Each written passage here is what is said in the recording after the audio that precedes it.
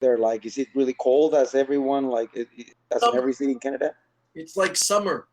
We broke records yesterday for temperatures, heat. While the East Coast was having a snowstorm, I was outside in a t-shirt, cleaning out the gutters of my roof. Like, it's hot in here. Let's turn on the fan. It really is. It's very hot. Tomorrow is going to go to rain for a few days. I'm on the West Coast, so I have the same kind of, we get El Nino from California. So we got good weather. It's usually warm from the summer. Our winters are mild. We get maybe a week or two of bad snow, and the rest of it's good. Okay, that's great. It sounds a place I would like to visit because I don't like really cold places. So if it's warm enough, it's a good place for me. Come in August, it's nice and warm. Okay. It's like Mexican winter in August. Oh, right. It's good. So it's not that cold. Oh, nice to go outside, relax. It's great. Very good. So we are already 13 people, 12 people. Hola amigos, ¿cómo está? Very good. Here, amigos, aquí está Shawn Farquhar con nosotros. Ya creo que vamos a empezar en este momento la entrevista. Primero que nada, pues agradecerles por estar aquí con nosotros una vez más en una edición más de Compartiendo Experiencia, y también pues agradecerle a Shawn por el tiempo que se está tomando en este momento con nosotros, y pues también estoy seguro de que todos estamos igual de emocionados por conocer un poco más de nuestro amigo Shawn. Entonces, pues vamos a empezar con esta entrevista.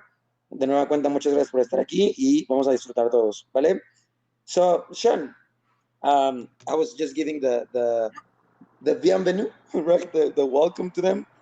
Also, I want to thank you in advance for taking this time to share with the Hispanic community. You know, this project means a lot for us because, as you know, and you and we are all locked up. We are a little bit frustrated because we cannot perform and we don't have like a sure income for the ones that dedicate our lives only to magic, right? But we thought about this opportunity as well, about this project as an opportunity to know more about the person that's behind the artist we admire. For example, I've been following your job for like maybe 4 or 5 years. I've been 8 years in magic. I remember I saw your Pain with Life lecture, and I was like, wow, right? So now having the opportunity to know not the artist but the person who's behind, it's really exciting for me. All these sessions we've been doing are really exciting for all of us, and having the opportunity to know your magic heroes, it's great, and it's all due to this situation that we're living. Sometimes good things come out of bad things, and I think that the magic community is connecting better, and the accessibility to performers and to be able to talk to them is much higher because none of us are working. Normally, I'm so busy, I didn't have the opportunity to talk to everybody unless they came to see me. Now, because I'm not working and no money's coming in, I have this opportunity to hang out with people and connect with the people that like my magic and maybe like me. Yeah, for sure. It's an opportunity that, as you say, it came from the bad things. I remember my father says, like, there's no bad thing that doesn't come for a good thing. So right now we're having these experiences, and I'm so grateful with all the people that are participating in this. So let's start with this interview. We have a little setup of the questions, as I told you, but in the meantime, maybe we put another that it's not already written because of your responses and everything like that. So a little bit of improvising. We don't want to make this like too mechanic. We want to do this more like a conversation, you know? I'm an open book, open libre. Thank you a lot. So the first question is, we all know your work. We all know like some of your effects, some of your shows, some of your venues that you have been in and everything. But we want to know, like, how did you start in magic? Like, what was your first encounter with magic in your life? Oh, my father was a magician. So I'm the 4th generation in my family. Cuatro generación to be a magician. So my first encounters with magic, I was a baby, niño, just tiny. And my first lessons were when I was about 5 years of age. Before then, my older brother Scott was being taught, and he was firstborn, so he was going to continue the tradition. And at about 5, my brother told my father he had no interest in learning magic, that he wanted to be an artist and draw. And I turned to my father and said, I've been studying what you teach Scott by watching Scott practice, and I want to be the magician. And so I've never dreamed of doing anything else in my entire life other than be a magician. Wow. So this was when you were 5 years old and you already wanted to be what you are right now. Yeah. That's great. I am living my dream. Yeah, that's great. I think when you find magic in such a young age, it's way better. For example, I started at 17 years old. And I think that if I started at 5 years old, I wouldn't have lost 17, but 5 years of my life only, right? Yeah, not all magicians starting young are the best, though. I mean, look at Leonard Green. He's brilliant, and he started magic well into his 50s, and he didn't have many resources. It comes down to not how long you have in it, but how much desire you have, how much passion. That's true. That's true. So let me translate just this little thing for the guys. Chicos, pues bueno, ya saben, la pregunta obligada de inicio es, pues, ¿cómo inicias en la magia, no? ¿Cómo es que Shawn Farquhar inicia en la magia? ¿Cuál es la primera experiencia que se tiene? Él me dice que, pues, desde niño, ¿no? Él es la cuarta generación de su familia, donde él es el mago, ¿no?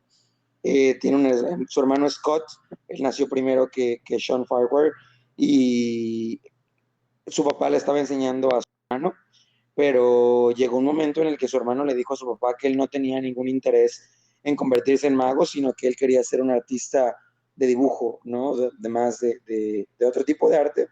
Y Shawn le dijo a su papá que él ya había estado estudiando todo lo que él le había enseñado a Scott y que él quería ser el mago. Entonces, él dice que desde esa edad no se veía haciendo otra cosa que no fuera ser mago, y que al día de hoy él está viviendo su sueño. Yo le decía que qué padre que hubiera encontrado su pasión y viviendo el sueño desde esa edad, desde los 5 años, porque muchos de nosotros iniciamos pues más tarde. Y él me comenta que sí, que es verdad, pero que también no todos los magos, no el hecho de que inicies muy chico quiere decir que vas a ser el mejor. Y nos ponía el ejemplo de Leonard Green. Leonard Green empezó en sus años 50 y no tenía muchas cosas que captar. Entonces, muchas herramientas, y sin embargo es extraordinaria la magia que hace. Entonces, no importa cuánto tiempo tengas en la magia, sino más bien cuánta pasión y cuánto deseo tengas de seguir ese sueño, ¿no? Eso es básicamente lo que nos dice Shawn. So, that's great. Thank you for sharing that. As you say, it's not about the time you've been spending in magic, but the passion and the willingness you want to become your dream come true, right? Drive. So after you have this, you have your father as a reference in magic. He teaches you magic when you were 5 years old. You start practicing, but not before, but besides your father, which other magicians, which other books, which other things were your references when you were learning? So I didn't have references until I was about 12 years of age. Up until then, my father kept me very isolated, so I learned from him because he wanted me to understand our family principles before we understood other ones. And so I didn't have a lot of books. I had one book, Henry Hayes, The Amateur Magician's Handbook. I studied that in the Dunn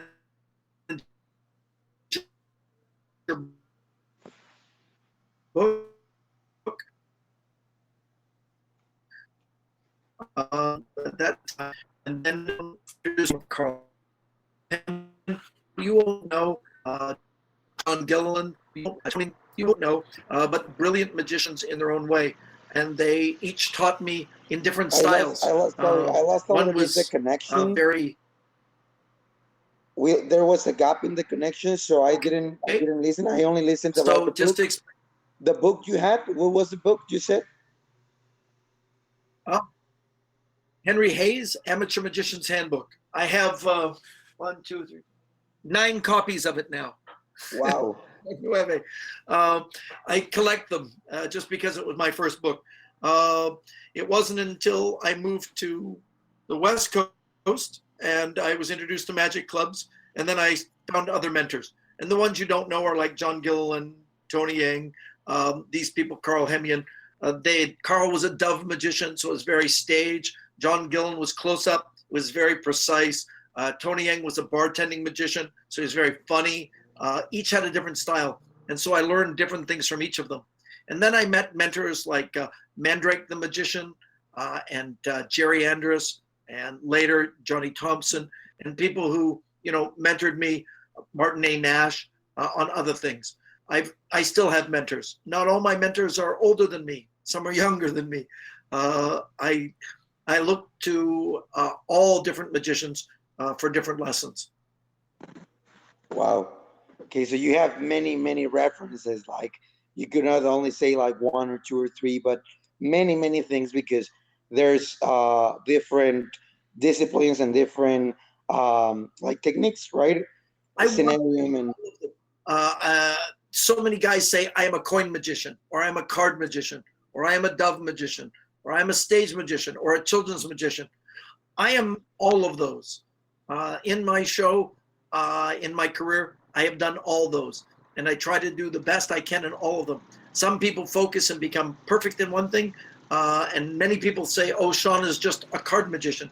But most of my income doesn't come from doing card magic. Most of my income comes from doing bigger shows. For the last few decades, it's been on cruise ships, doing family shows. But I do Grand Illusion, or origami, levitation. And then I do children, just for kids on Disney Cruise Lines. I want to be a performer of all. I don't want to isolate to one thing. So having many mentors in different disciplines is important to me. That's great. That's great. So let me tell these guys about these things we've been talking about. Pues la pregunta, ya saben, ¿no? De cuáles son las referencias que Shawn tiene como en la magia, ¿no? En su carrera de la magia. Pues básicamente él dice que no tiene como unas referencias consolidadas como tal, sino más bien adaptaciones de muchas personas, muchas diferentes disciplinas, de muchos magos. Él me comentaba de solo un libro, del cual tiene ya 9 copias, porque lo colecciona, que fue el primer libro que él tuvo, ¿no? Y que él sí dice, como esta es una de las referencias, porque pues fue el primero, pero de ahí en fuera él ha adaptado muchísimas más técnicas de diferentes personas, de diferentes magos, diferentes disciplinas. Como comenta él no le gusta ser una persona que se perfeccionalice o se focalice solo en una cosa, sino más bien agarrar mucho de diferentes disciplinas, ¿no? Mucha gente dice que lo reconoce y piensan que él solo hace magia con cartas, y sin embargo la mayor parte de sus ingresos no vienen únicamente de hacer magia con cartas, sino de hacer magia, bueno, hacer shows más grandes, de tener distintos eventos, de hacer magia en escenario, y entonces él dice que le gusta hacer más como aprender cosas de muchas disciplinas y de muchos estilos, a solo enfocarse en una, ¿no? A diferencia de, por ejemplo, lo que nos comentaba Takumi, que él decía que él únicamente le gustaba enfocarse en una cosa, porque podrías brillar más haciendo una sola cosa que enfocándote en muchas. Bueno, aquí Shawn dice lo contrario. Bueno, no dice lo contrario, pero él tiene una diferente forma de ver.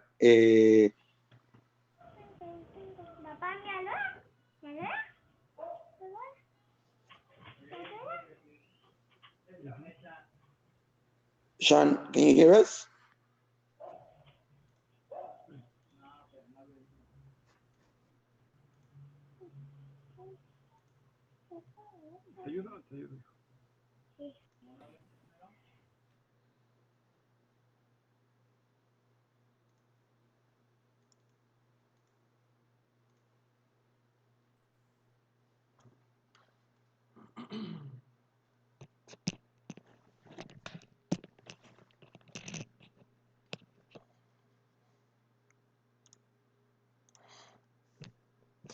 Chicos, pues al parecer hay algún problema de conexión. No sé si con Shawn o Mauricio o ambos, porque al parecer Mauricio todavía está aquí, pero Shawn me parece que ya no está conectado. Pero denos un segundito, chicos, en lo que lo seguimos enlazando. Y pues bueno, ya nos había comentado Shawn que tenía un problema como de conexión ahí en su casa. Y bueno, vamos a dar unos segunditos. Ya Mauricio está haciendo el contacto nuevamente para que lo podamos traer. Está muy interesante, va a estar muy interesante su charla con Shawn Farquhar porque, pues bueno, tiene una experiencia brutal. Yo estábamos checando, pues bueno, estudiando, ¿no? También su view y todo esto. Y veíamos todo lo que ha aportado la magia. Déjenme contacto con Mauricio porque creo que tampoco él está conectado. No está ninguno de los dos. Denme un segundo, chicos, por favor.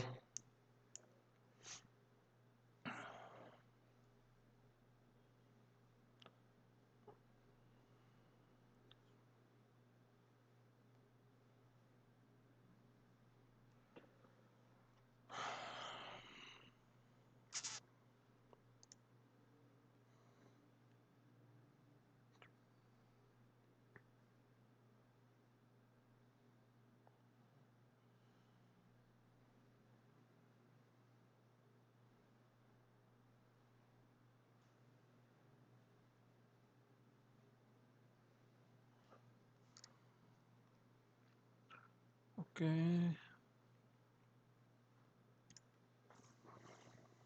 Bueno, sucede algo raro. Igual Mauricio tampoco me está conectando. Igual hay un problema con su internet. Vamos a darles unos minutitos, chicos, para ver que podamos recuperar la conexión con Shawn y con Mauricio.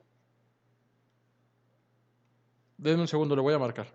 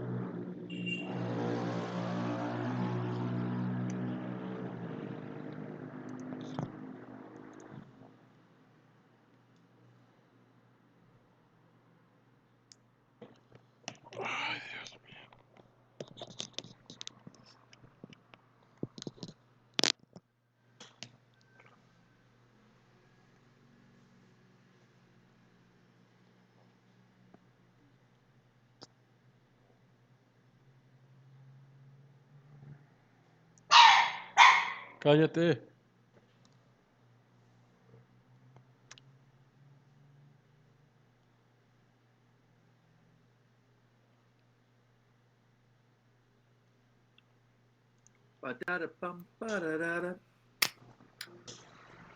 Hola, I'm back.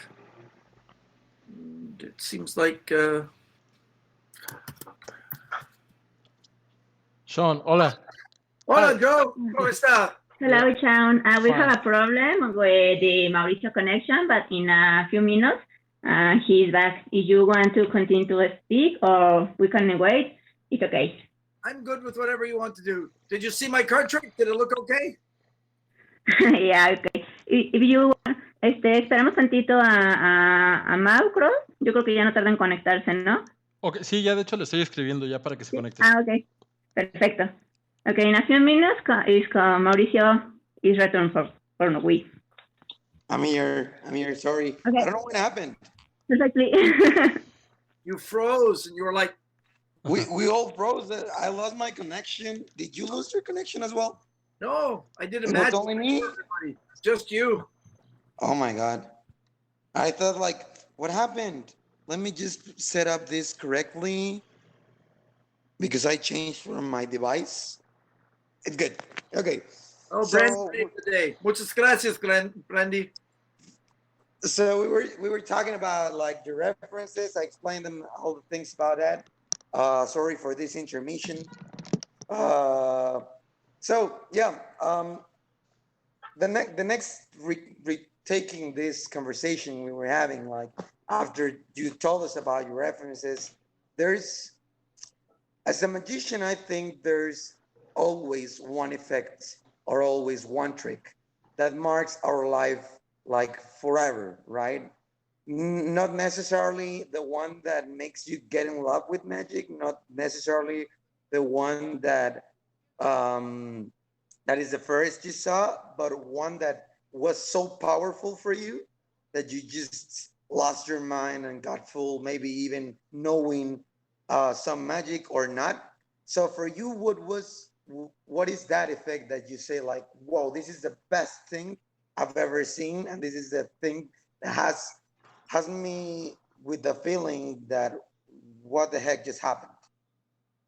So in my career, I've seen some incredible magic and experienced wonder beyond belief.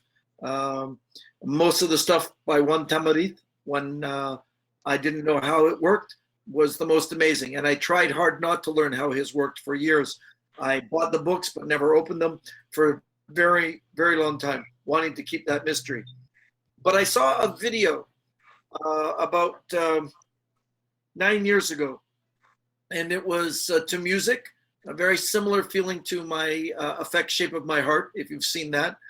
And this was a song by a guy from, used to be lead singer of Savage Garden. And it's a video of some cards on a table. And I watched it more than 300 times and didn't understand any of it. I was fooled from the start to the very end.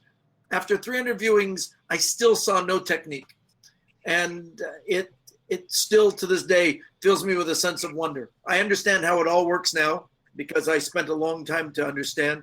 But I still look at it and feel that magic, because it was a beautiful combination of music and movement, almost like dancing with the cards. And yeah, I can't give you the artist name because there is no artist name to give. But the video I watched was really unbelievable. I'll find it for you so that you can. I'll put the link in the description. Without the song is called "Words" by Darren Hayes. Words, Darren Hayes. While you explain that part, I will find the video and then we'll put it in a link so that they can watch it. Yeah, actually, I think you can share your screen if you want to share it with us. Yeah. If I do this, I put that there, and I get rid of this one, and then I go to share screen. Does it allow me to share an application window? And this one here. Entonces, chicos, en lo que Shawn pone el video que nos va a compartir, le pregunto que cuál había sido el efecto, ¿no? que marcó su vida, no necesariamente el primero que vio, pero sino uno de los que más le ha causado asombro, ¿no? Él me comenta que era o sea, que él primero vio muchas cosas de Tamariz, le impresionaron mucho, pero nunca quería saber el secreto. I think this should show it. Do you see it on your screen? Yes, we're seeing your screen, yes. Awesome. It's long, but we just watch a few minutes and you'll get a feeling.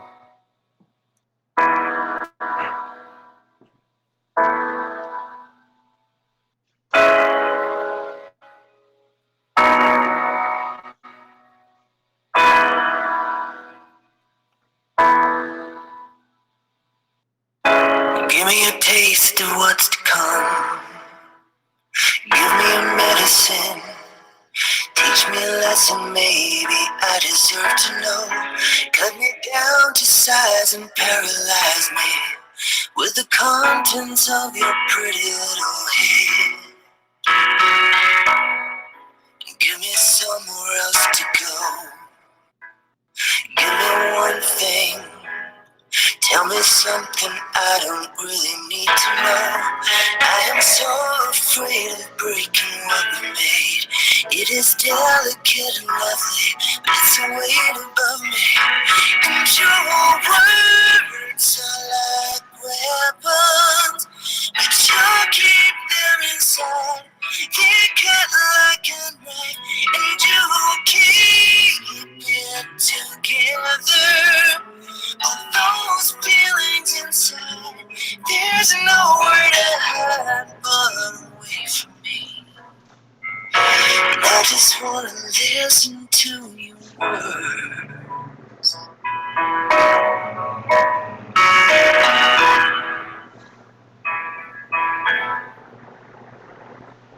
I'd like to step into your world. Show me a secret. I promise to keep it safe and sheltered from the storm. I wanna cross the great divide that keeps me swimming, treading water from your shore. And I wanna coax you from your hell into an alley, a hidden valley where the truth can truly spill. I wanna take the weight that drags you to the ground, spare this treasure that I found. But your words are like weapons, but you keep them inside. They cut like a knife, and you keep it together. All those feelings inside, there's nowhere to hide but away from me. But I just wanna listen. There's a love, someone stolen the key that took you away from me. Somewhere that no one can read you. I see the Bible, yeah, I see the Bible in your eyes. All those codes and hidden meanings, full of metaphor, something for the faithless in me. But your words are like weapons, but you keep them inside. They cut like a knife, and you keep it together. All those feelings inside, there's nowhere to hide. And your words are like weapons, but you keep them inside. They cut like a knife, and you keep it together. All those feelings inside, there's nowhere to hide but away from me. When I just wanna listen to your words.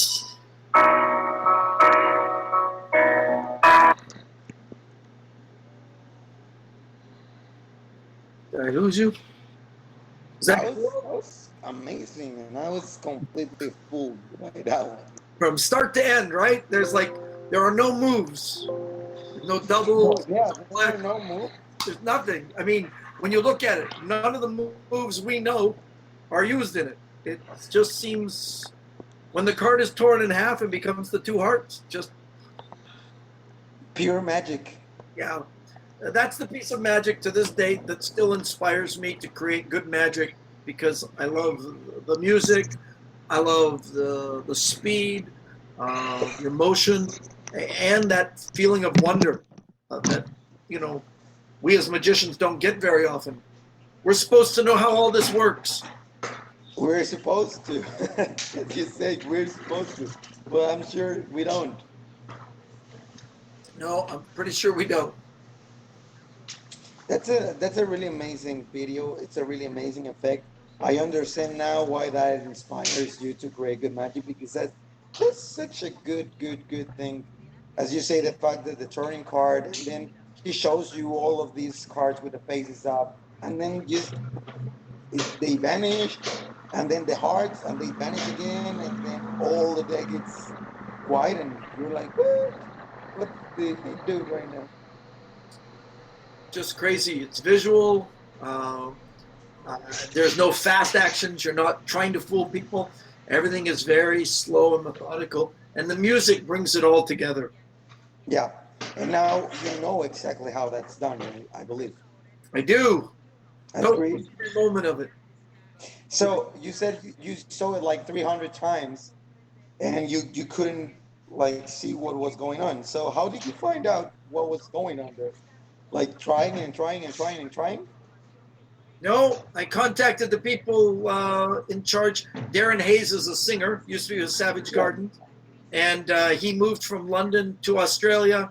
And so I made friends with some people in Australia, and then found a way to meet Darren Hayes over the internet, to ask him some questions, and then to find out who the magician was, and then to ask them directly.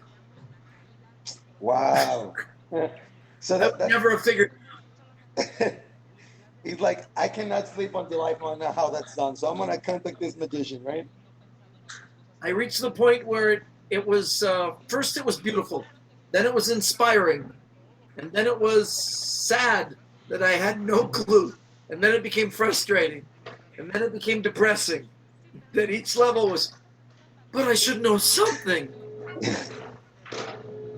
All the phases of the feelings you had to go through to find out what was going on in there. Yeah. I get Okay, people so who let me tell these guys what we just see.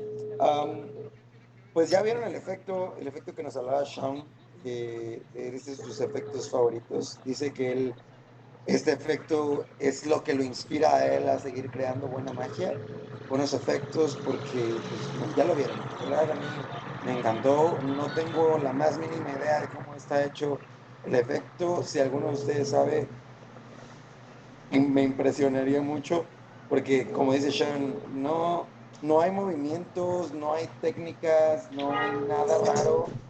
Y entonces yo le preguntaba a Shawn, o sea, tú nos cuentas que ese video lo viste más de 300 veces, pero no sabías cómo se hacía eso, ¿no? Entonces, ¿cómo fue que tú descubres cómo se hace el efecto? Y él comenta que este video es de Darren Hayes, que él es el cantante de Savage Garden.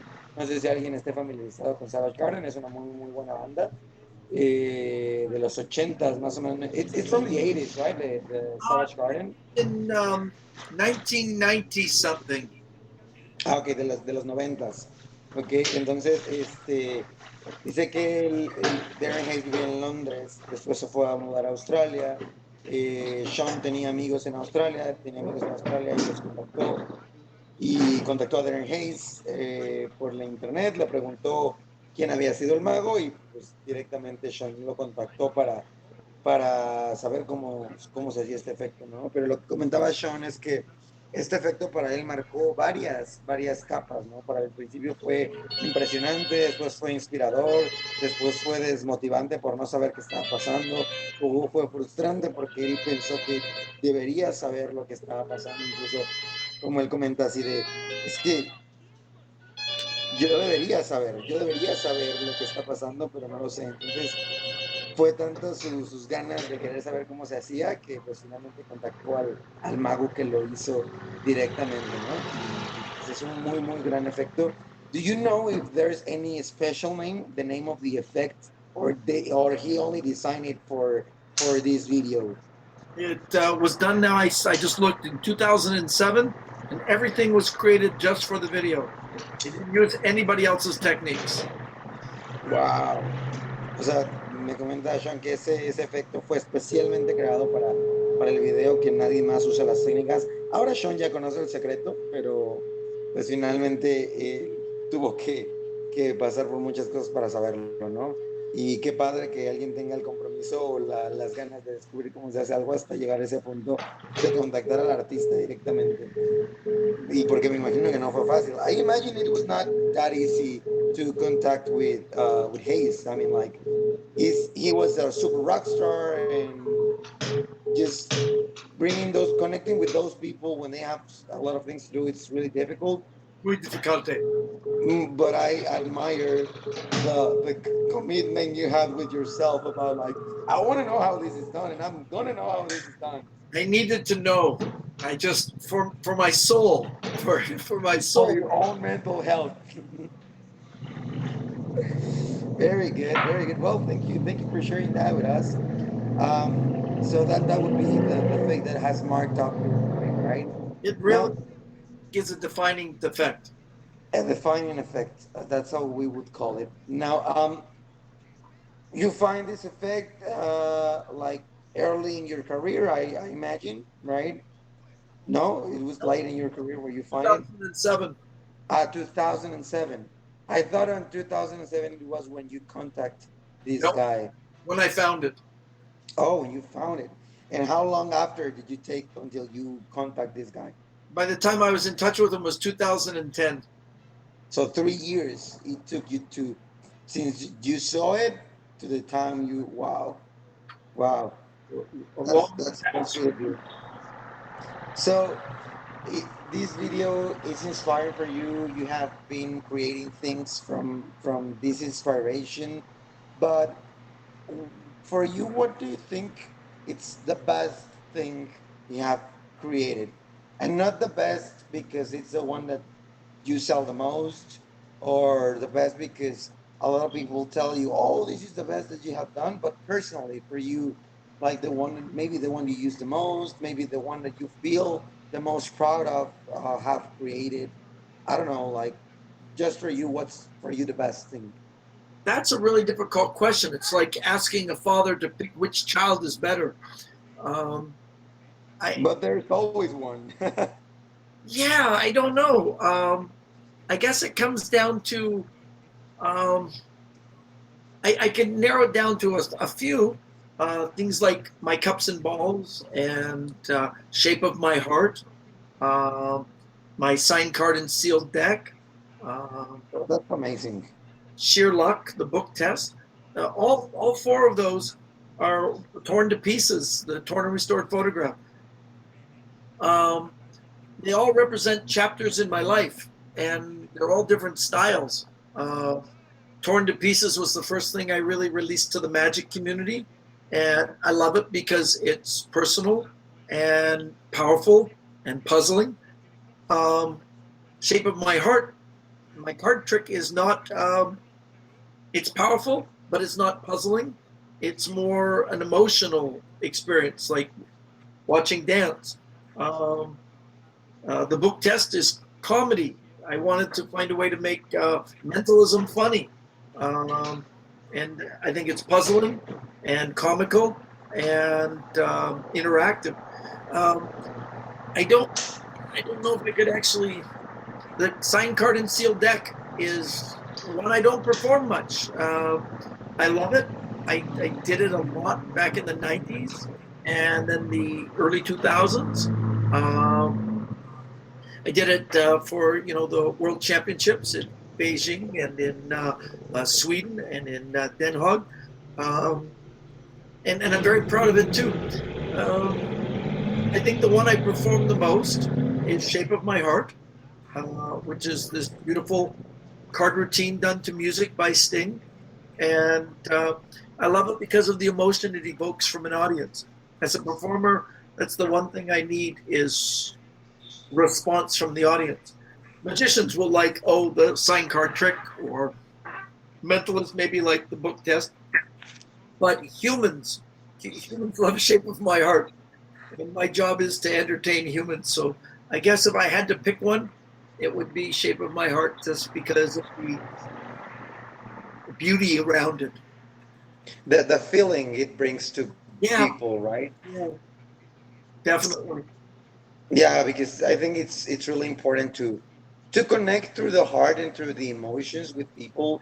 And as you say, every magician would love a sign card trick in a turn and restored. And for example, the great piece that you have about the sign card within the seal deck, that's something so crucial and so impossible for the magicians.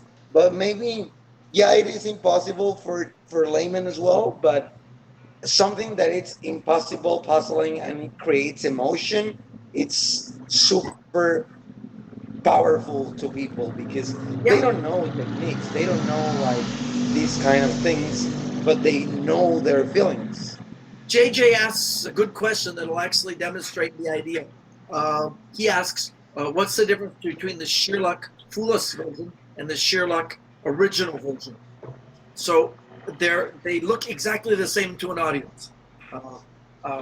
If you haven't seen the book test, I give the spectator a book. We stand back to back. I take out a book and I read from the book. And then in the end, I show my book is blank. This is what both the tricks look like. On Fool Us, I went there to fool Penn and Teller. And so I made it so that it had things that no one cares about, like that they could look at the book that was blank, because who asks to examine a blank book? Nobody. But on Fool Us, maybe they do. I had to wear a jacket for Fool Us, and I had to put in and out multiple times.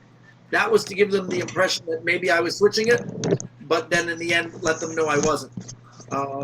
With the original version, I can take a single book out, read from it, never have to put it away, and I can still show it blank. And it doesn't use a coloring book principle. The pages really are blank. You can show single pages are blank. They look exactly the same. One is designed to fool magicians, and one is designed to entertain the audience. And with the Fool Us one, you have to work a little harder to entertain the audience than you do with the original version. So when I'm performing, I perform the original version much more than I ever perform the Fool Us, because I'm not there to fool magicians. I'm there to entertain. Fooling is like so far down the line for me in magic. I want to create emotion. Magicians are good at making you go, wow, that's an easy emotion. Or scratching their head, how do you do it? That's the easiest. Magicians find it easy to make people laugh. That's okay. Try to make a person cry. Try to make a person feel love. Those are really hard. And when you can put that into your magic, not a lot, but a little, it defines you as an artist. Wow. I'll take that, because that's true. Like trying to make a people or a person cry or feel the love, it's challenging, because you have to touch the right fibers or the right things in order for them to feel this emotion. And it's something that I'm sure not a lot of magicians do. And this is something we were talking here in the group one day with other colleagues, that said, like, people in my show, they go out crying. And some of them were like, why would you make your audience cry? And he was like, because I want them to feel many emotions through the show. It's not only laughter and joy, it's also human, like human behavior. Humans will cry, humans feel sad, humans feel love, humans feel happy. You know, like these old feelings, he was the one that wanted to do it. And I give a shout out to him. Samuel is the one that makes cry these people with his show. And I'm so proud about that, because not a lot of us can do that. That's wonderful to hear that other people are doing it. You know, you look at Broadway shows like Les Miserables. If you don't leave crying at the end of Les Miserables, then it was not a good production. Phantom of the Opera, people cry. There are so many emotions. And if you only want to be a trickster, then you fool people. If you want to be a magician, you fool people and maybe make them laugh. You want to be a master of the art of magic, you make them feel emotion. Yes, totally true. Totally true. I'm just going to translate a little bit of Farouk, because it was a long answer. I'll stand So, here. oh my God. You know, that's something like I never had the other opportunity to masterize. I think it's something really difficult to do. But let me go first with the translation, and we come back to that thing. Chavos, pues se alargó un poquito esta pregunta, porque tocamos varios puntos. Yo le preguntaba a Shawn cuál era uno de los efectos o cuál era su creación favorita. Y él dice que realmente es como preguntarle a un papá cuál es el hijo favorito, ¿no? Y creo que tiene razón. Creo que es muy difícil para alguien que tiene tantas creaciones el preguntarle cuál es su favorita, porque como él dice, cada una de las creaciones de las cuales él nos menciona representan un capítulo diferente en la vida, en su vida. Entonces, y también transmiten diferentes emociones, ¿no? Lo que hablábamos, como por ejemplo, The Shape of My Heart es un efecto que busca el sentimiento del amor y más la conexión con la gente. El de las piezas, el Turn and Restore, ese es otro efecto que busca el misterio y el asombro. Y la carta en el deck sellado también busca eso, ¿no? Entonces, nos metimos a hablar de la cuestión de la transmisión de los sentimientos en un show. Y Shawn dice que, pues, para los magos nos es muy fácil hacer reír a la gente, para los magos nos es muy fácil hacer entretenerlos, ¿no? Entretener a la gente, pero es realmente difícil hacer sentir emociones diferentes. O sea, dice, trata de hacerlos llorar, trata de hacerlos sentir el amor, y es algo muy diferente a solo tratar de entretenerlos y hacerlos reír, ¿no? Y nos involucramos también en la pregunta que hizo JJ de cuál era la diferencia entre el book test en escenario y la diferencia con el que hizo en Fulos. Y pues él nos comenta que pues ambos estaban encaminados a cosas diferentes. Principalmente la versión de Fulos era una versión que estaba encaminada no a fulear a los magos, sino a fulear a Penn and Teller directamente. Y la otra versión está encaminada a entretener a la gente, ¿no? Entonces, pues son distintas las intenciones que este efecto lleva en las diferentes presentaciones que se vieron. Y es lo que yo le comentaba, que realmente tiene razón, el hacer a la gente que sienta algo diferente, la felicidad, el asombro y la diversión, para nosotros es un gran reto, porque nosotros, le decía a Shawn que yo había tenido una conversación con la mesa de The Order, y en ese entonces Samuel dijo así es que las personas salen llorando de mi show. Y por ahí alguien le dijo, es que ¿cómo vas a hacer que la gente se esté divirtiendo y luego que salga llorando? Y dice Shawn que eso es increíble, que lo felicita, que cualquier persona que pueda hacer sentir ese tipo de cosas y que la gente llore y que transmita es un máster, no solo del entretenimiento, no solo de la magia, sino de la conexión con la gente, ¿no? De transmitir esos sentimientos. Y yo creo que eso es lo que muchos deberíamos de practicar, no solo tratar de entretener y el asombro, sino también de transmitir más emociones, porque somos humanos y todos somos felices, todos nos reímos, pero también todos sentimos empatía, todos sentimos tristeza, todos sentimos dolor. Y no con esto es que tú hagas tu show triste, sino que busques conectar con más sentimientos con la audiencia, ¿no? Y esto creo que es parte muy importante. Y ahorita lo que menciona Shawn es correcto, y yo me quedo con eso. Creo que a partir de ahora voy a buscar conectar con más sentimientos, no solamente el entretener y no solamente el hacerlos reír, ¿no? Entonces, pues ahí está. So, thank you a lot for sharing that with us. I think I was telling these guys from now on, I'm gonna be more like, how can I say, like, I'm gonna be more careful. I'm gonna be trying to develop, make connections with more feelings than just making people laugh and entertain them, but also making them feel the love and making them feel emotion at the point that they cry, right? Because you really connect with people, right? That's why love songs are so popular. They make people think. Most popular songs in the world are ones that make people cry and make them think. The ones that just make you go, in 5 minutes, they're gone. Two months later, that song is history. But those songs that we remember for a lifetime are the ones that connected us. Yes, definitely. So, well, we talk about the creations, we talk about the feelings already. Right now, we were talking at the very beginning of the meeting about what is happening right now and all the things that have come out from this situation where we are like isolated, locked up, and stuff like that. So this situation brought Magic to feel like we need to develop more ways to connect with magic with the whole world.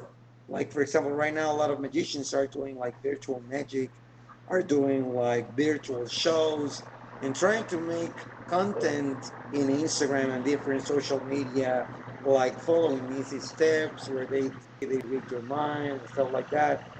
And I think that's a good thing. It's not something I'm fascinated with because I think personally, magic is something that you need to live live, like you need to see live, you need to experience that of not having a screen between one person and the other, and the magician and the spectator. But how do you see magic in the future taking part from this thing? How do you see where, in which direction do you think magic is going to be after all these things happen? I think you have a really good question. I'm fascinated watching this new online type magic, and I've been creating it, and I've done shows, and I'm actually being hired to perform for companies and small gatherings, and it's quite challenging. But I also love this medium of having a stage only this big, so that things that happen here you can't see. The other day I had this idea of. They show it to you like this. It's a card. Here, I'll do it here so you can see. If I put the Queen of Hearts back into the deck like this, and I lose it, when I snap my fingers, it comes back to the top. You know that. Because it's easy. But if I put it face up like this, and I just rub my hand gently against the deck of cards with the Queen. Wow. Oh my God, what was that? But it can only be done in this medium. It's only for here. I have a way with the top palm and more difficult, but that's so pretty. So by being able to create magic in this frame, it's fun. And for those people all these years that I've joked about, Instagram video magic, it's their world now. There's money to be made. Visual thing. I've been studying the Rubik's Cube lately because it's the new thing. Everybody solves them, and I think this is just okay, because when you just solve the Rubik's Cube, people think that's skill. And then I saw the guy who took the Rubik's Cube in this position and he puts it in the paper bag, and when he puts it in the paper bag it comes out all solved like this. But everybody knows, there's two, but they can't say it on online like this. You can't say there's another cube inside. There isn't. I mean, it's a triangle, but you have to look at magic differently now. You have to think for the spectator, and you have to create magic for the spectator to experience. I don't think anybody will disagree that this is not the best medium for magic, and that we will all want to go back to live.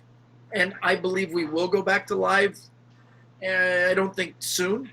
I think towards the end of the year, people will be more comfortable. By next year, our memories aren't that great. Very few people remember that there was, the Spanish flu that killed 2 million people. Nobody remembers that. We only know it now because we were told. People don't even remember SARS very well. You're much younger than me. Do you know SARS?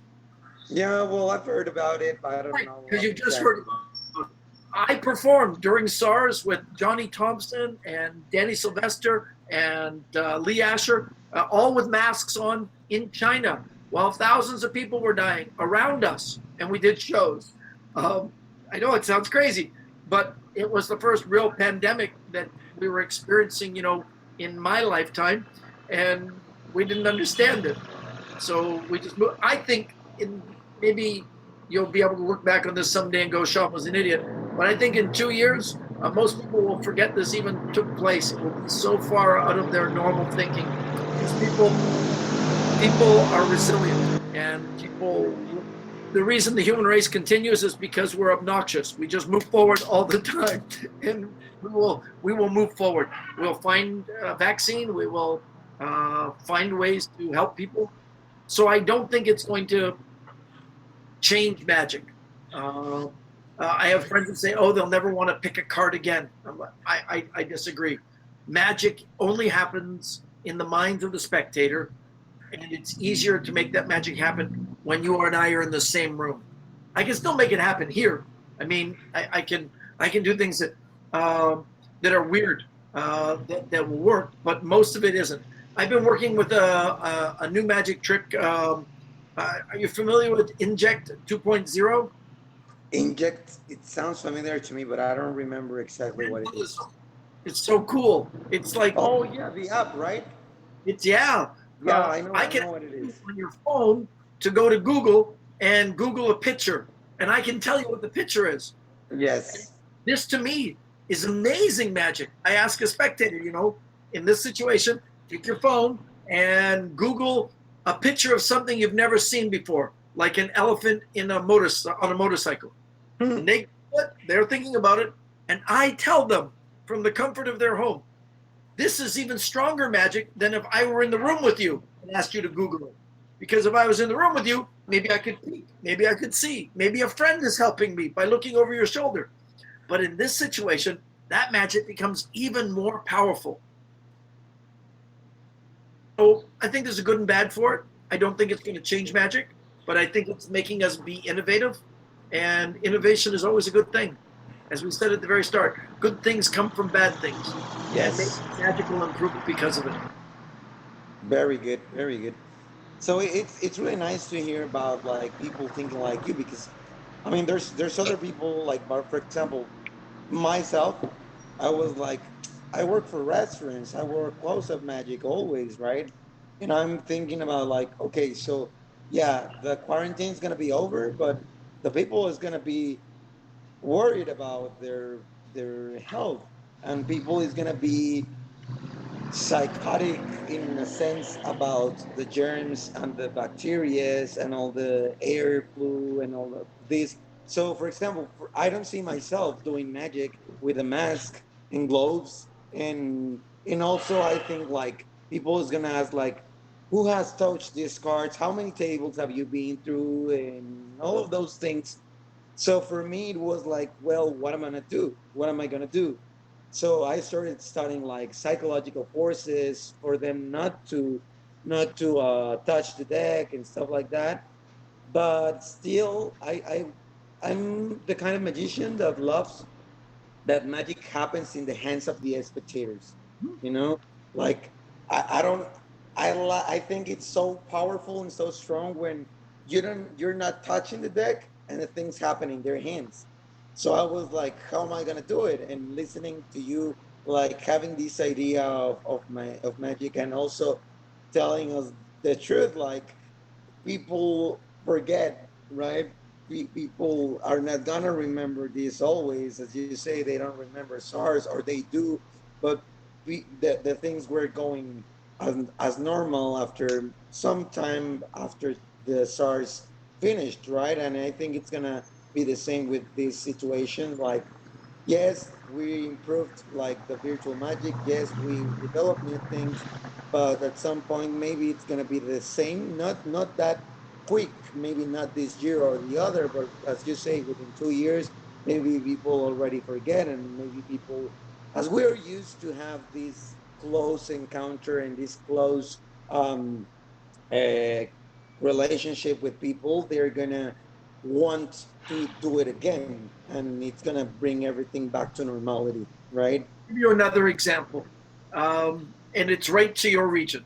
In Puerto Vallarta, back in the early 90s, the resorts had a viral infection go through, a gastrointestinal infection that made not 10 or 20, but hundreds of guests in hotels all over Puerto Vallarta, Hotel Cristal, all of them down there, the Rui hotels. People were vomiting and diarrhea, and just, it was terrible. And people were being air vac'd out in helicopters, and it made the news all over the world. All these people were sick. Are the hotels still full in Puerto Vallarta afterwards? Yes. And 5 years ago, it was building new hotels. People forget, and they move on. And some people do not care also, because, for example, I work for a hotel. I work for Vidanta, and right now we already have reservations for July. Exactly. We already have people coming in July, like to vacation. In a hotel in America many years ago, a big group of people from American Legions, veterans, they had a convention at a hotel, and a lot of them died because they hadn't cleaned the air conditioning system in the hotel. And so the stagnant water turned into a disease, the germ got into the air, and it killed a lot of people. And they call it Legionnaire's disease.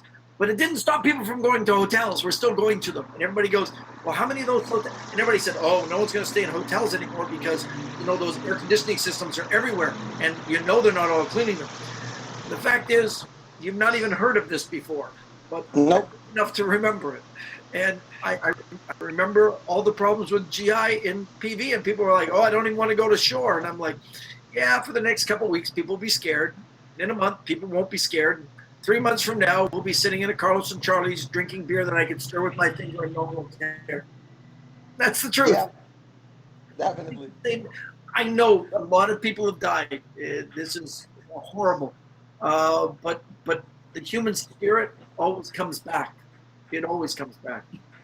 That's why we've survived. That's true. That's true.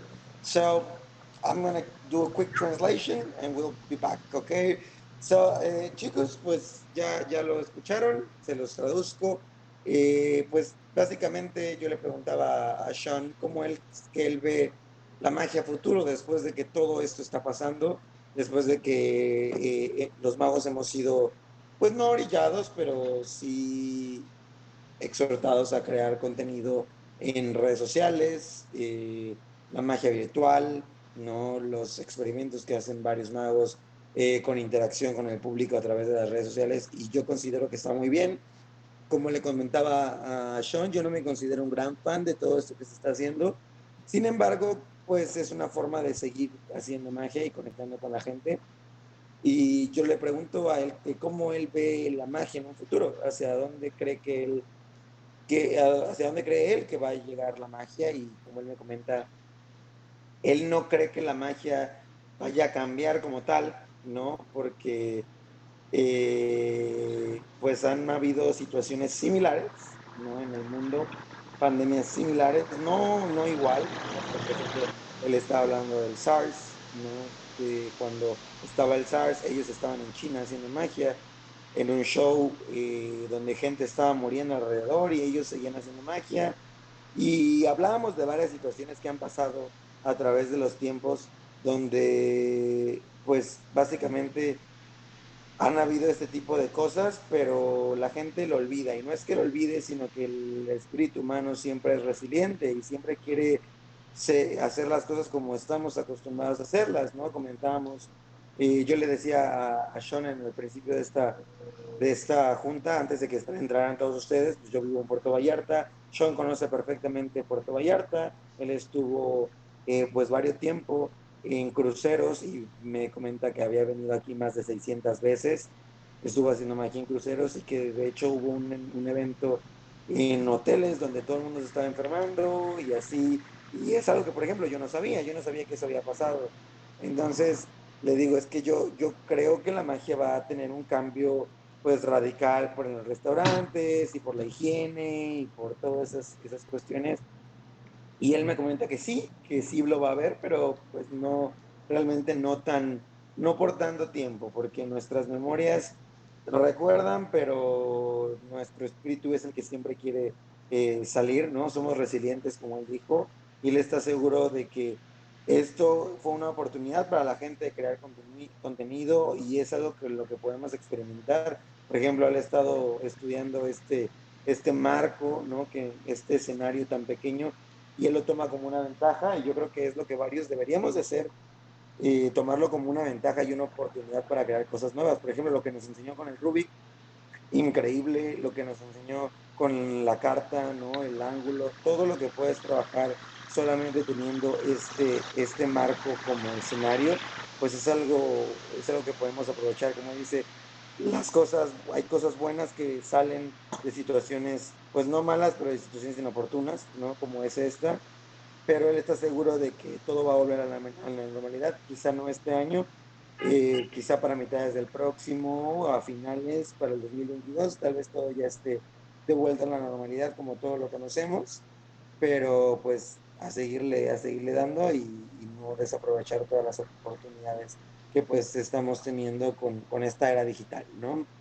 Él me decía que lo han contratado para shows, y sí es algo que reta, ¿no? Que te reta, porque es algo a lo que no estás acostumbrado, y él está consciente de que no es el mismo, pues no es el mismo sentimiento y no se expone de la misma manera a la magia, pero pues también es algo que tenemos que aprender a trabajar y que es algo, pues es un reto y un reto que podríamos cumplir, ¿no? Okay, so Rich has a question.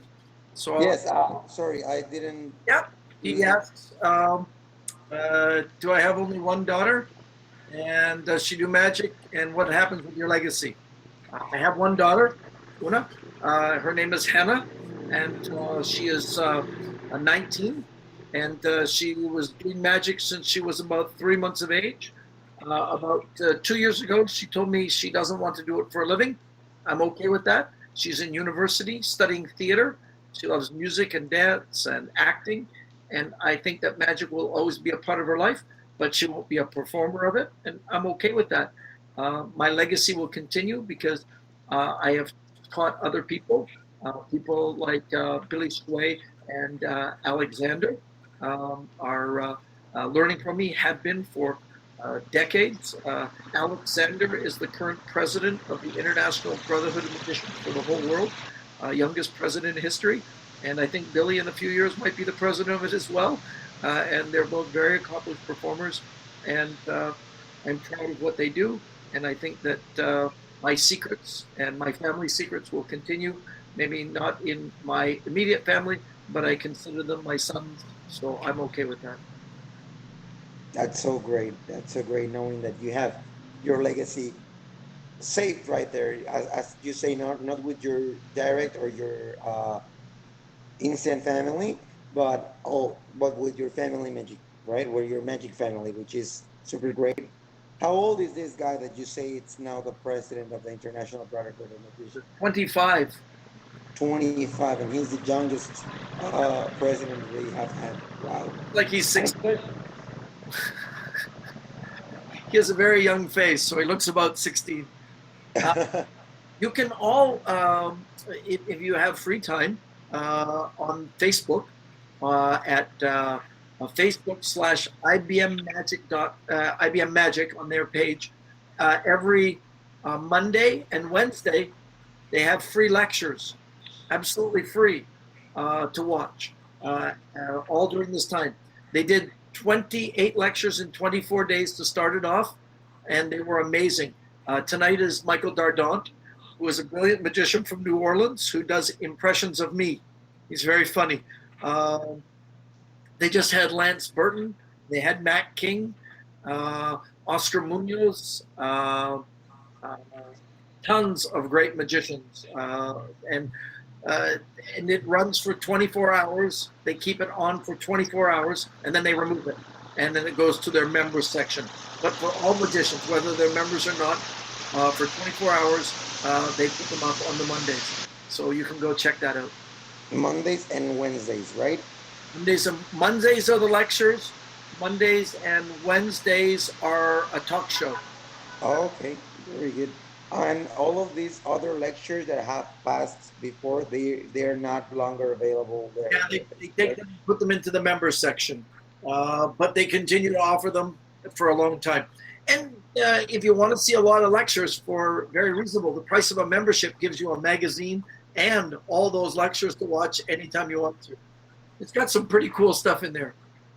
I've learned a lot of stuff from them about performance. They did a wonderful lecture with Carissa Hendricks and Kayla Drescher, two women in magic who talked about character development and building your show. Really great. Bill Cook did a whole lecture on things you can use in your stage show, how to make microphone holders, how to make a remote control for your music. Some really clever stuff out there. That's so good. That's something that's really helpful because, I mean, sometimes you have to hold the microphone and you have to put it in your pocket and something like that, right? Well, he had amazing devices made from a small piece of wire, coat hanger, your shoelace, all different ways to do it. It was very, very clever. Very good. Entonces ya saben, chicos, en la página del International Brotherhood of Magic, ahí podemos encontrar los lunes, lectures totalmente gratis por 24 horas en el Facebook. Yo les voy a pasar el link por ahí. Yo lo tengo ya el link. No había escuchado que que dieran las lectures, pero ahora ya Shawn nos está diciendo eso. Los miércoles tienen un show y pues hay, o sea, contenido que suben para que los magos aprendan acerca de todo esto, ¿no? Entonces hay que aprovecharlo, hay que verlos y si ellos también se están poniendo para apoyarnos, pues es increíble, increíble lo que están haciendo. So, thank you for this information. It's really helpful actually for us to learn more things. One of the fun things I thought was interesting, and I bought them from this girl who lectured. She sold a deck of cards that she made that aren't cards. They're instructions, English, but not too hard to understand. And maybe you want to make something similar, Espanol. They're challenges. So you take a magic trick you own, and you pull one card out, and then you change it. This one says speed it up. So now you learn to do the trick faster. Or maybe you take this one out and it says perform it silently. Okay, how does the trick look silently? So for each one of them, change the stakes. Find novelty in the familiar. Each one of them gives you something to spark a new thought in the way you present it. Because we as magicians get used to doing things one way, and that's how we do it forever. But if you want to be creative, you take what you already know and you do it different ways. That's so great. One of my favorite performers, Topaz, has a great way to describe how magicians are magicians. He says, you're one of three things. You're either the murderer, the victim, or the witness. There's only three. If you're the murderer, you're the magician who does magic to impress people. If you're the victim, it happens to you, and you're freaked by the magic. And if you're the witness, you're just somebody who's seeing the magic taking place. And it's fun to look at your magic and say, I'm always the witness, or I'm always the murderer. Try to be another one. Change how you perform it and see if that style is accepted more by your audience. In close-up magic, when you just go up and go, look, I'm great, after a while, they might go, okay, you're impressive, go away. But if at some point you go, wow, what happened there? They go, geez, he was as freaked out as I am. And that changes it. Oh, I haven't seen that before. Like, I haven't think about that before, like as a murderer, the witness, and the victim. And I'm really a magician who tries to act like if I was impressed and I know how things happen, right? Sure. And it also brings fun with your audience, right? When you are like, when you don't know how the thing happened, or you didn't know that it was gonna happen, it brings like some kind of empathy with the audience, because as you tell, they say like, oh, he's as impressed as I am, right? Think of Cardini, one of the most iconic magic acts in history. Cardini was a victim. He walked into a hotel lobby and he was trying to take his gloves off and cards kept appearing, and billiard balls, and he was dropping stuff, and everything was happening to him. People love that because he's freaking out, going, why? I don't get it.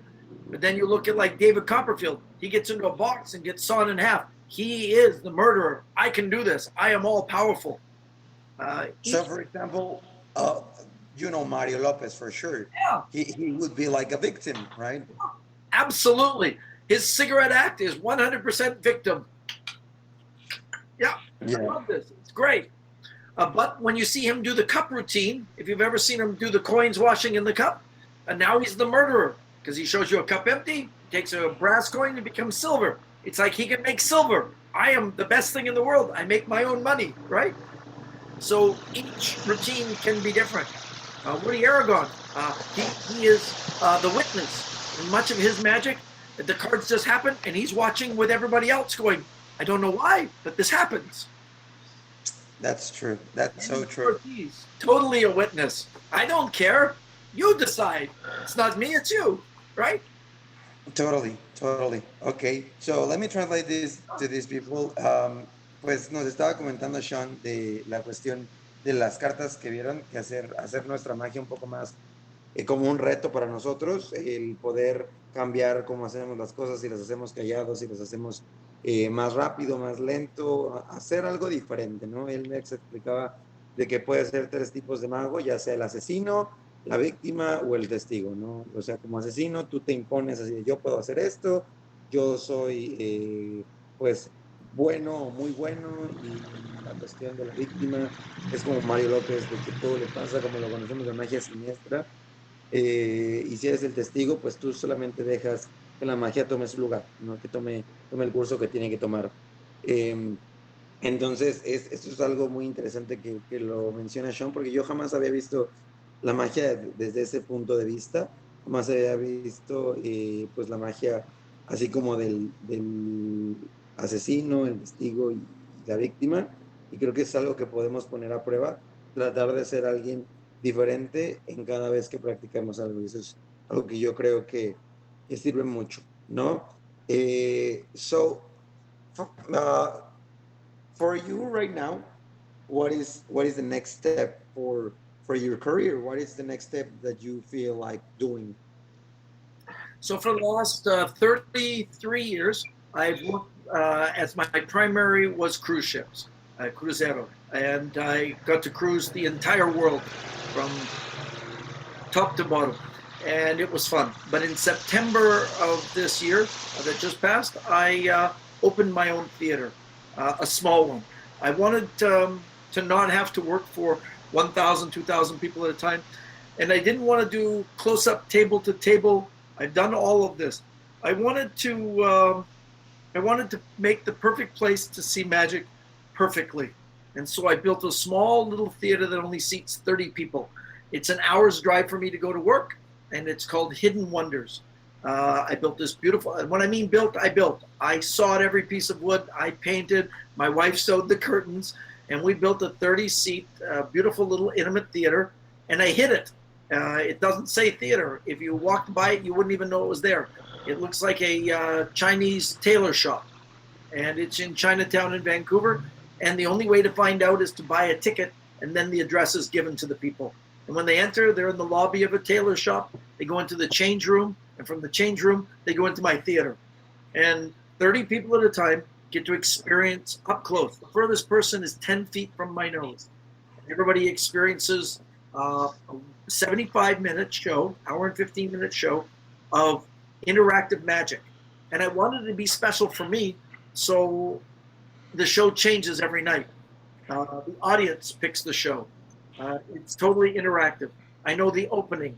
I do an opening trick, and after that, the audience pick the things they'd like to see. I have a cabinet that's filled with magic. I have a box filled with magic, or they can give me something from their person, and I'll do magic with it. And about 10 people each night get the opportunity to help me in some way in the show, and they create the entire show. It's the perfect place. When I started, I sold out on the very first night. I was doing Fridays and Saturdays. Then I went to 2 shows on Friday and 2 on Saturday, and then a matinee on Sunday. Then I went to 1 on Thursday, 2 on Friday, 2 on Saturday, and 2 on Sunday. And then I was sold out 2 months in advance when COVID-19 hit, and I had to put the show on pause. And when they let me open up the doors again, I'll go back to performing in my little Hidden Wonders. It's just a special little place that's filled with magic and memories for me, and it creates. It was every day wanting to go to work. It didn't feel like work. I didn't have to get on a plane. I didn't have to get a hotel. I slept in my own bed. It was just very special. It sounds really special. I mean, when you have your own theater, and also this really nice concept where you have such a small audience, but all of you is given to them, like completely, and it's a personal thing. I think it's something really amazing. I think it's something really special for both magician and the audience, because it's a personal encounter. It's more it's closer. It's more, yeah. It should be amazing. I would love to go one day to see one of the shows in that theater, because I like small shows, because you can pay attention and you can make each people participate in the show. You can. I can share my screen, right? I'll show you a couple pictures. Okay. Share screen again, and it would be application window. And the application is my photos. It's not showing my photos. Oh, maybe it won't let me your screen. I guess if I do application window, just see if it's there. I see Zoom Magic, I see that, I see Final Cut. Hello, one more time. I think Mauricio have a problem with the connection. Oh. But we are waiting. Okay. Continue. Okay, thank you. I appreciate your help. It's awesome.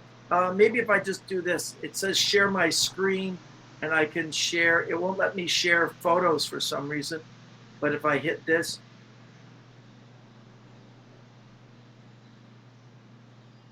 do you see that? I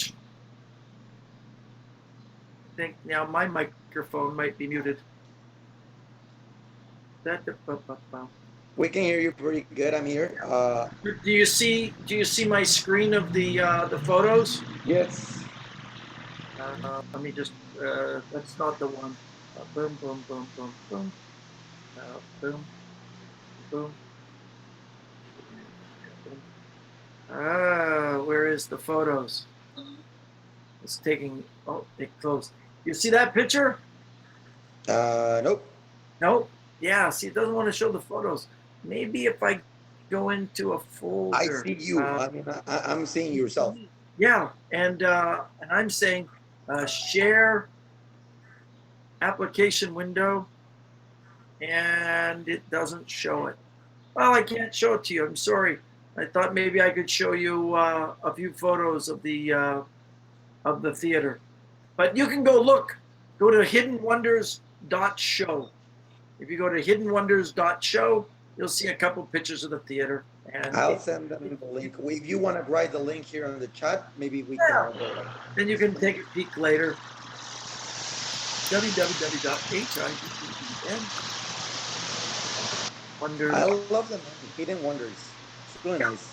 And everything about it, down to where do I have something to show you? I had coins made. This is my fancy coin. You can see it says Hidden Wonders, HW. Wow. My little face on them.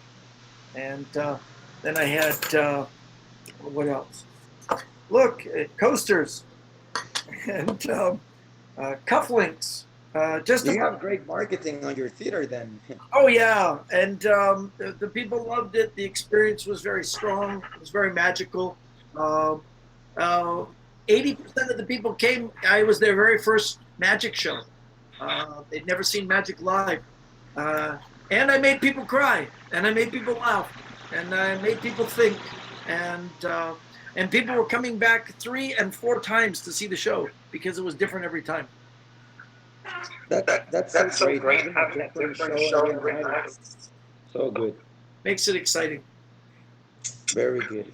So just let me go translate a little bit to this guy. Chicos, no sé quién tenga su micrófono activado, si lo pueden apagar todos, por favor, porque estamos teniendo un problemilla ahí de eco. Yo le preguntaba a Shawn que cuál era el siguiente paso para él en su carrera y ya nos contó, ¿no? La cuestión de su teatro. Él tiene un teatro, él lo construyó literalmente, nos cuenta que él cortó toda la madera e hizo todas las cortinas, hizo completamente todo para armar su teatro. Es un teatro para 30 personas nada más. Se llama Hidden Wonders, está en el pueblo, en el barrio chino de Vancouver. Y algo que me causó mucha curiosidad es el nombre, Hidden Wonders, para los que no hablemos mucho inglés o que no hablemos inglés, significa maravillas escondidas. Entonces, completamente es el concepto, porque dice que cuando tú entras ni siquiera sabes que estás en un teatro. Tú entras y parece que estás en una tienda de un sastre que te va a hacer un traje o una ropa, luego pasan al vestidor, luego pasan al teatro y finalmente se hace un show para 30 personas. Y algo muy curioso o algo muy interesante que me cuenta Shawn es que es un show que es diferente cada noche. Es diferente porque es un show completamente interactivo que arman los mismos espectadores, ¿no? O sea, él no hace un show así como de, pues esto. Él solo hace el opening y de ahí la gente elige qué es lo que quiere ver. Y es un show donde se hace un encuentro de emociones, la gente disfruta, se asombra, llora, ríe, todo, y creo que es un concepto bastante bueno porque como yo le decía a Shawn, el hecho de poder hacer un show para 30 personas garantiza la atención y la interacción para todos los que vienen al show. Y como dice Shawn, es muy impresionante porque mucha gente que iba a este show era su primera vez viendo un show de magia y la gente regresaba y regresaba porque sabían que el show iba a ser completamente diferente cada vez que ellos volvían. Entonces, el siguiente paso para él es una vez que terminen y podamos abrir todo de nuevo, pues seguir haciendo lo que está haciendo con su teatro. Yo creo que es una muy buena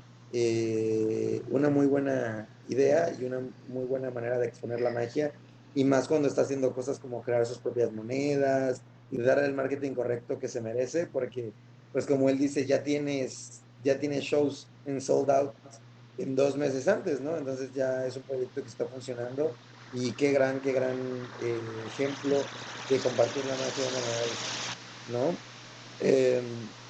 So that, sorry, that's super good. Thank you for sharing that. I'm super excited about going to Vancouver and know the hidden wonders and just enjoy a show right there, like personal show, right? The 3 people. So I'm sure you love being a magician because as you shared with us, you had this dream all the time, like since you were a little kid, since you had your first encounter with magic. And I'm really excited about knowing people who are living the dream. But I know that also living the dream brings sometimes things that we don't like that much, right? There are some things that we need to do in order for us to really accomplish those goals and accomplish those dreams. So I would love to ask you, what is a thing that you don't like about being a magician? Nada. Nada. Nada. There's nothing. I only do what I want to do. I know some people, they say, oh, you'll have to do things that you don't want to, or those are people who make excuses or can't find another way around. I know the old expression, when one door closes, another door opens. If there isn't a door, I'll go through a window. I'll find a way. Nothing. I complain about going on planes and staying in hotels, but For example? because people think I should. I have no problem with planes and I have no problem with hotels. I've been on thousands of planes, slept in thousands of hotels, and it doesn't bother me. There's nothing I don't like about being a magician. I have the greatest job in the world. It's not a job. I do what I love. I hear people, they go and say, oh, don't do a magic show for free because then they won't pay you. I said, I never wanted to be paid in the first place. I just wanted to do magic. I just realized that if I didn't get paid, I couldn't do magic because I'd starve. And so I started charging. And people say, oh, you should charge more. And I'm like, I charge probably 10 times more than most people. But that's not a business thing for me. None of that matters for me. I just want to do magic. Nada. There's nothing about being a magician that is bad. I got the greatest job in the world.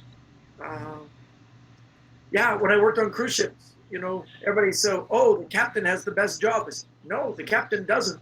When the captain was working, the entire contract he's on the ship, he's not even allowed to have a beer, not one cerveza.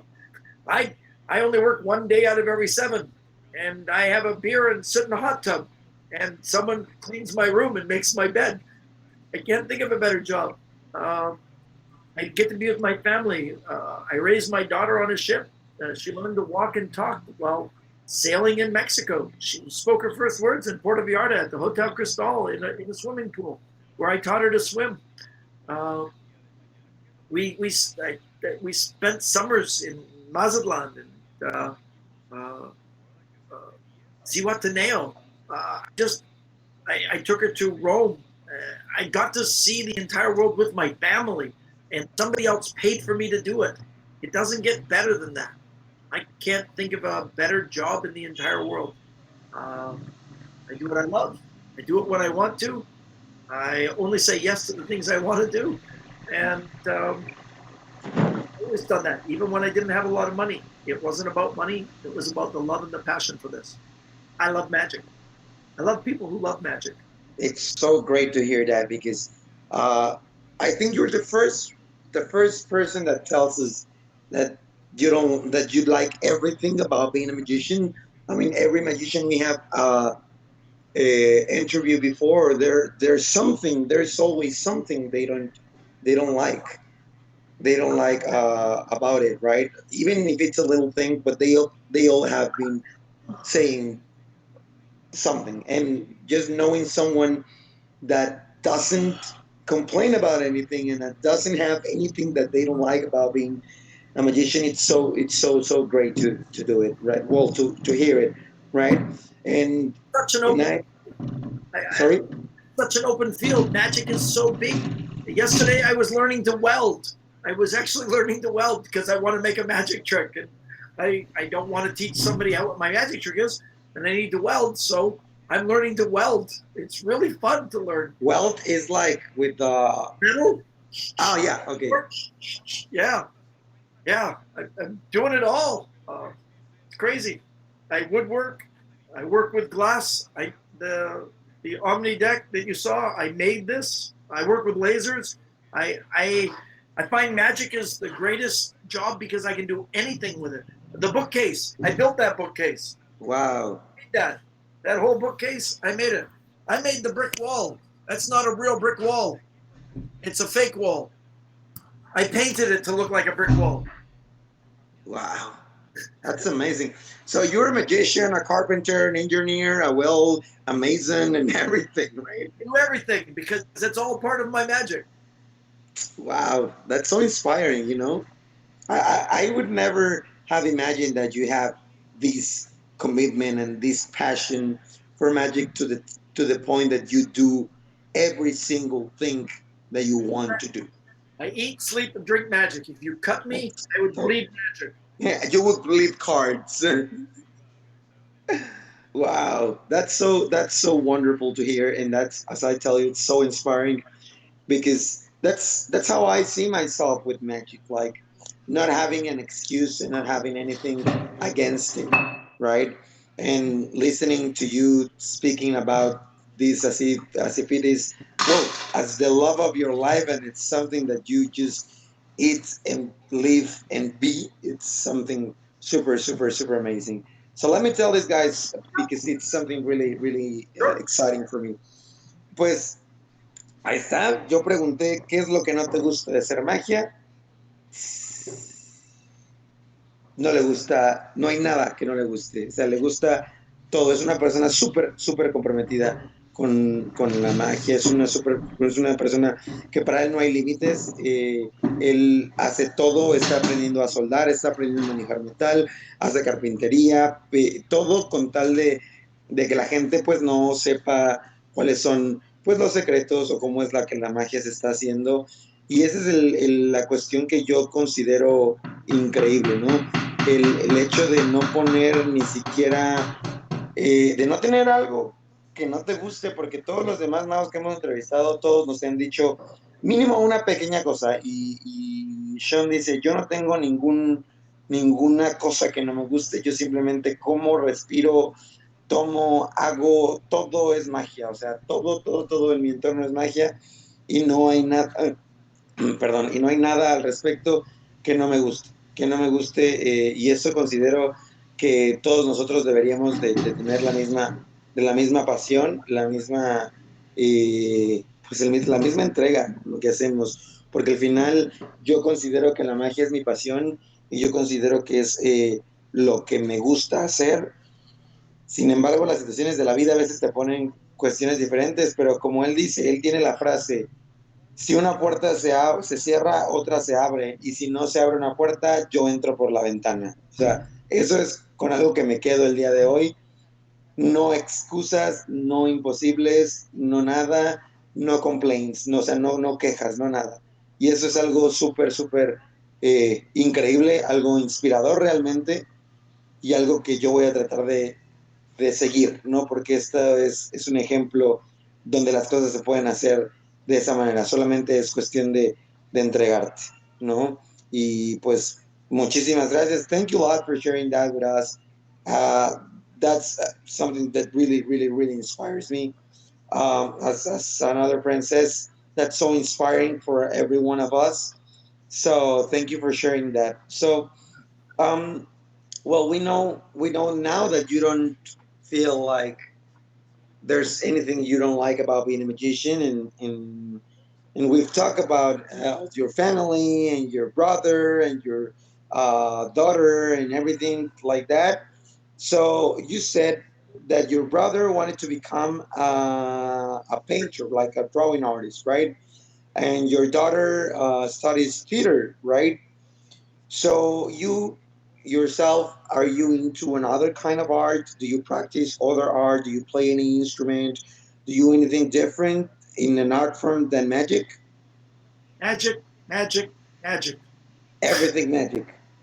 I video edit, I compose music, but it's all for my magic. I draw pictures and I use Illustrator and create images. It's all for my magic. Everything I do is for my magic. Any skill I get is for my magic. My brother became a Disney artist and he drew lots of cartoons that you're familiar with, like DuckTales and Tailspins. And he created video games for EA Electronic Arts. Wow. My father played every instrument known to man. He played everything. Me? No. Magic, magic, and magic. That's great. That's when you, as I told these guys, when you're committed with something, it's just like that, right? You just give everything to that. And well, so then you do all other art forms, but you do them because of magic, because like your interest is magic. For example, you compose music, you video edit, everything for magic, and that's so wonderful, because then you are a whole artist that is specialized just in magic. Yeah, I built a studio for my lighting, and I bought HD cameras to set up, and I make my own DVDs when I sell my instructions, my digital downloads, and the graphics and everything. I had to learn how to do titling, how to do the editing, how to run sound correctly, how to light things nicely. I learned it all by going on the internet and studying or taking courses in it. And then when it came, I needed graphics for the covers. So then I got Illustrator and Photoshop, and I started learning how to do that. And designs for logos. I even made the dies for my coin. I wanted everything. I designed everything. The silhouette of my face, I did that. I made that. I want to do everything. I want to learn. I want to stay with it. That's great. That's super, super great. I have to wrap up by 4 o'clock. I have another IBM ring meeting in New York that starts at 4. Wow, we've been going almost 2 hours. This is crazy. Yeah, and we are not even finished with the questions. Oh, well, we can do this again, too. We don't have to be only one session. I'm sure I'd be happy to come back and talk some more if you want to. Are you learning Spanish? I am learning Spanish. And my daughter is learning Spanish right now. And we're using Duolingo, the system, which is... Oh, it's great. It's a great app. Buenas noches, damas y caballero. Mi nombre es Shawn. ¿Cómo está? ¿Estoy bien? Una carta, por favor. 1, 2, 3. Cartone, diamantes, de picas, trémole. Sí. Muy bien. Reina, damas, valet. No. How do you say Jack in Espanol? Jota. Jota. That's right. I said valet, and I went, no, that's French, Shawn. Jota. Yeah. I went to Spain I did lecture tour in Spain of 23 clubs. And on my very first night, I practiced my Spanish. And a person raised their hand and said, "What language are you speaking?" I said, "I thought it was Spanish." And he goes, I thought it was Spanish. "Okay, maybe you speak English. It'll make it easier for us." But that's great. You wanted to practice your Spanish. Practice, yeah. Yes. Gracias, Brandy. Very good, very good. So, Well, you have another meeting right in 10 minutes, right? 15 minutes. So just to close this, maybe we schedule another session to finish also with the interview. A friend, well, Cross, my partner, he told me, hey, you wanted to show some magic, maybe. I'll teach you a magic trick or two. Do you want to see one right now, just before I go? Yeah. Let me do this one. And the next time I see you, I teach it to you. Okay. This is my fancy close-up pad. It's a laptop cover. It's funny. It looks, Wow. isn't that cool? It looks like a book. It's great. So it's become my new close-up pad. I have cinco cartas. Dis, jote, damas, rey, as. Yeah? Muy bien. Corazones. Uno, and dos. Oh, Reina has the sword running through his head. Damas, jote, and 10. This is a perfect fan of cards. In poker, it's perfect. But with one gone, it's not a good hand. In fact, it's a bad hand. But if I go like this, una card vanishes. It's a card gone. I do it again. Una más.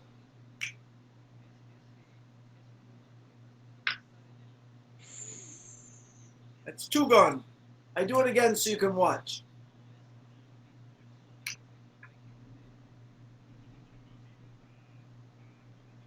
Only one left. Watch.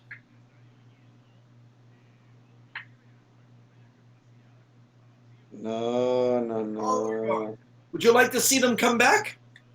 Okay. They're back. Nada. Nada. Nada.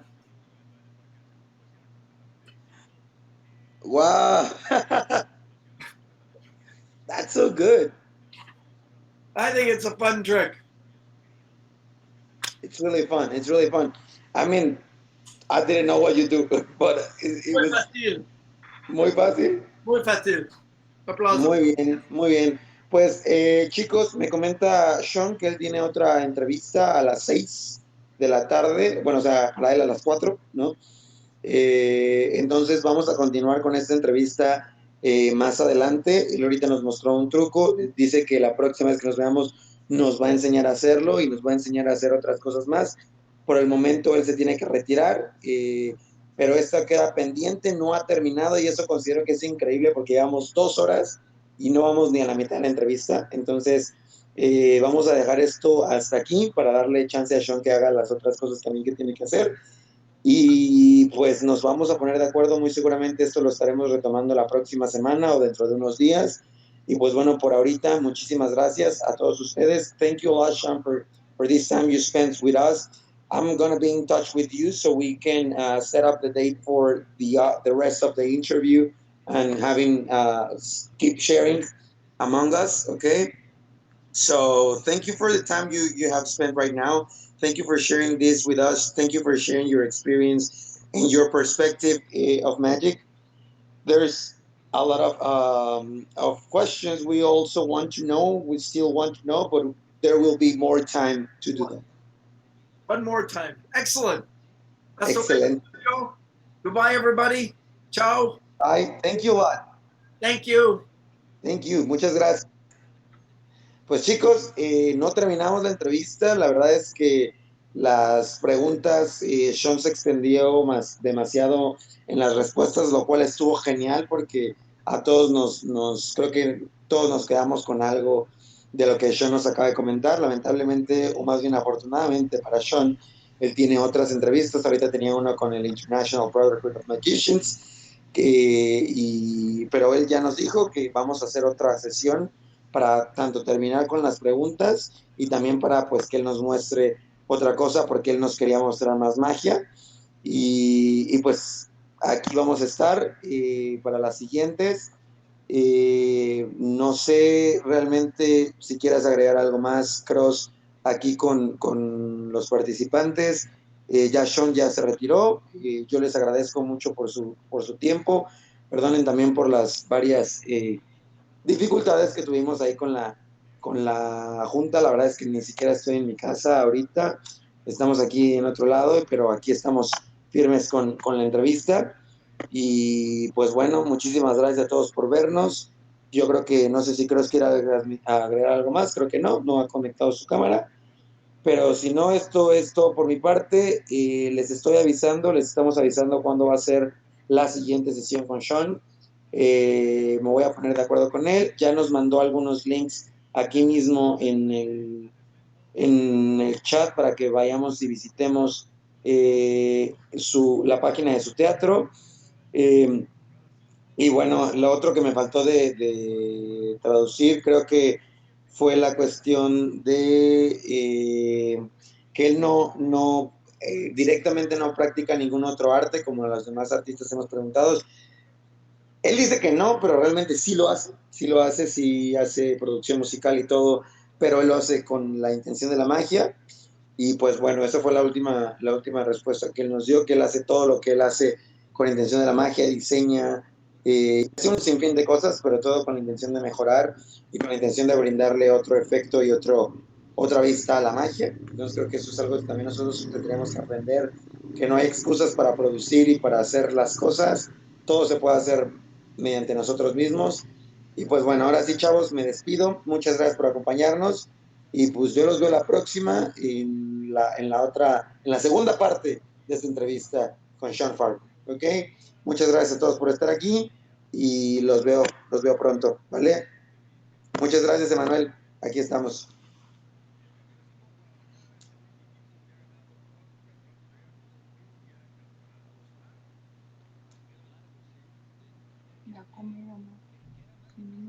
Voy a poner 6 minutos. Se me trabó mi cel, no sé qué hice. Ok.